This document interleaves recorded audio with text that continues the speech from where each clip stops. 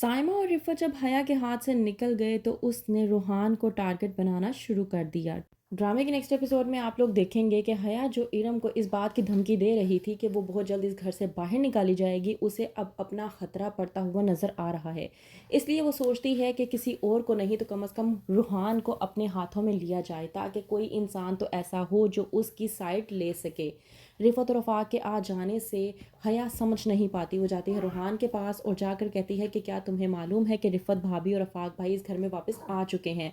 रूहान जो कि ये बात सुनने के बाद खुश होता है और कहता है कि ये तो अच्छी बात है अगर वो लोग घर वापस आ गए हैं। वहीं पर हया रूहान को भड़काती है और कहती है कि तुम्हें मालूम नहीं है कि रिफ़त भाभी और रफ़ाक भाई यहाँ से क्यों गए थे? हमारे सी फूड प्रोजेक्ट की वजह से। और अब तुम जानते हो, वो लोग समझ गए थे कि उनके दूर रहने की वजह से तुम्हारा सी फूड प्रोजेक्ट ख़त्म नहीं किया जा सकता, इसलिए वो लोग वापस आ गए हैं।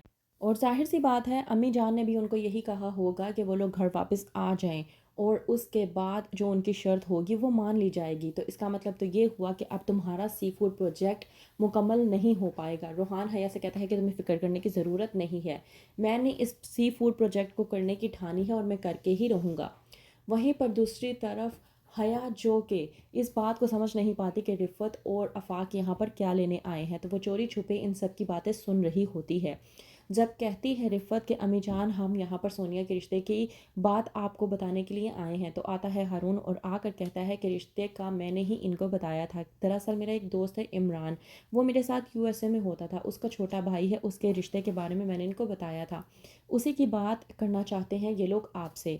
मुबारक मस्तूर ये बात सुनने के बाद गुस्से में आ जाती है, क्योंकि उसे लगता है कि उसका बेटा और बहू घर वापस आए हैं माफ़ी मांगने के लिए। मुबारक मस्तूर कहती है कि अच्छा, इसका मतलब ये हुआ कि तुम लोग मुझे रिश्ते की इत्तला देने के लिए आए हो। इस बात पर अफ़ाक अपनी माँ से कहता है कि नहीं अम्मी जान, ऐसी बात नहीं है, हमारी क्या मजाल कि हम आपको इत्तला दें। दरअसल हम तो यहाँ पर आपकी इजाज़त लेने के लिए आए हैं और आपकी राय जानना चाहते हैं।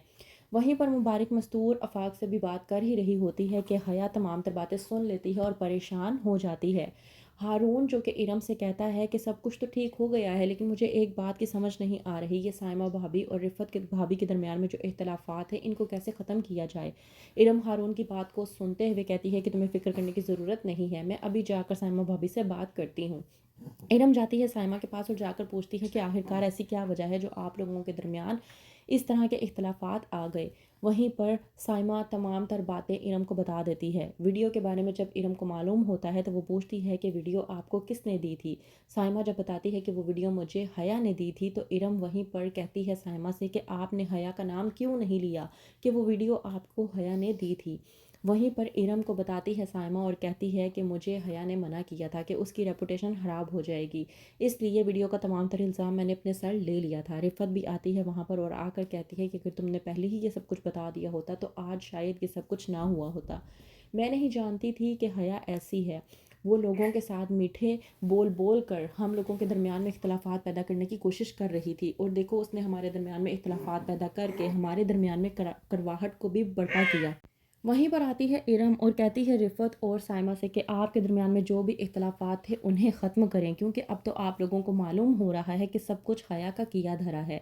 और अब आप देखें मैं हया के साथ क्या करती हूँ, मैं हया के साथ ऐसा करूँगी और उसको ऐसी जगह पे ला के खड़ा करूँगी जहाँ पे उसके पास अपनी सफाई में पेश करने के लिए एक अल्फाज भी मौजूद नहीं होगा। तो क्या करेगी इरम हया के साथ? क्या हया इरम की इन तमाम तर चालों को कामयाब होने देगी? जानने के लिए देखते रहिए हया।